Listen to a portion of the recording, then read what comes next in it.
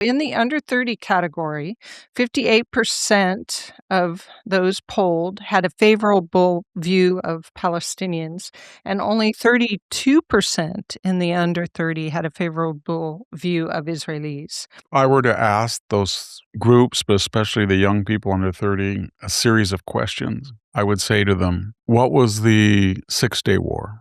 What was the Yom Kippur War? What's the capital of Israel? Jerusalem. What are the Arab countries that live next to Israel? When people say from the river to the sea, what river are you denoting? What's the Balfour Declaration? I don't think I would get one answer correct. It's not so much they wouldn't answer correct, they wouldn't know what you were talking about. So then how do they have such strong opinions on something they don't know about? And I think it's the same phenomenon as Me Too and BLM.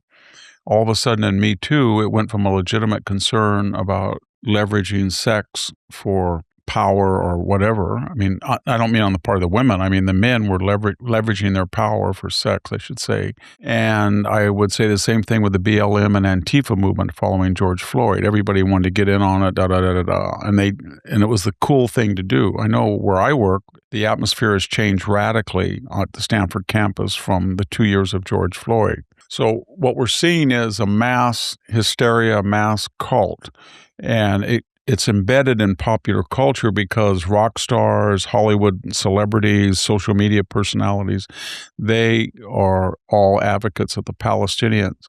And it channels right into the left-wing general notion that you view society in a Marxist dichotomy. 70% are oppressors and victimizers, and 30% are victims. And it parallels, it's imprinted on race. So the 70% are largely white, like Israelis, and the 30% are the poor Palestinians.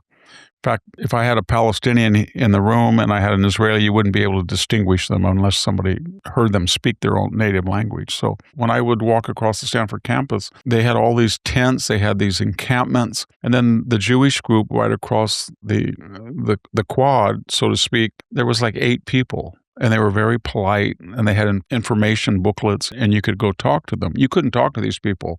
I would walk right by the bookstore, and they come up to you. They had messages in the chalk on the sidewalks. So I would ask the questions I just asked. I'm confused. And I would say things like, as I was walking, they said, "Are you for Palestine?" I said, "Well, I'm confused. I don't know anything. Can you tell me something about the Six-Day War? Can you tell me something about the West Bank?" They couldn't say anything. Even the people from the Middle East didn't know. So it's a mass cult movement.